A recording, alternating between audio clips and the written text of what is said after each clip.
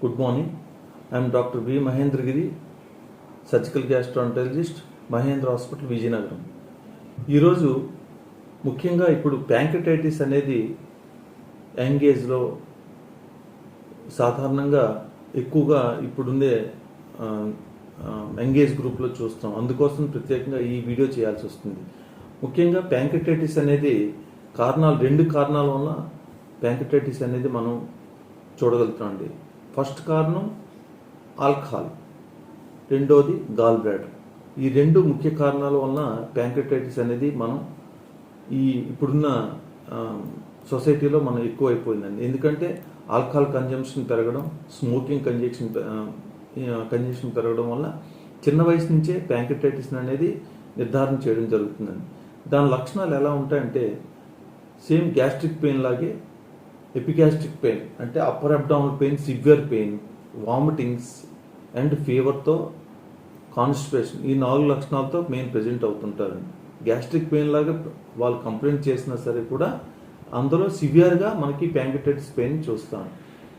Pancreatitis pain అని నిర్ధారణ చేయడానికి సింపుల్ టెస్టులు ultrasound, CBC, serum amylase lipase అనే ఆ చిన్న టెస్టుల ద్వారానే మనం ప్యాంక్రిటైటిస్ని నిర్ధారణ చేసుకోవచ్చండి.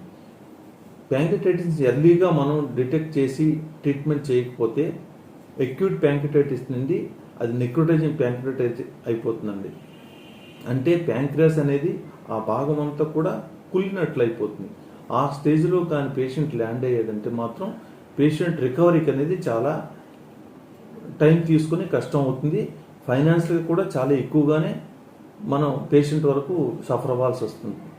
అండ్ ప్యాంక్రిటైటిస్ అనే నిర్ధారణ అయిన తర్వాత ఎట్టి పరిస్థితుల్లో కూడా ఆల్కహాల్ కన్జంప్షన్లోకి వెళ్లకుండా ఆ కన్సర్న్ పేషెంట్ కూడా ఉండగలగాలి. అది ప్యాంక్రిటైటిస్ అది క్రానిక్ అయిన తర్వాత క్రానిక్ ప్యాంక్రిటైటిస్లోకి కూడా ల్యాండ్ అయిపోతుంది.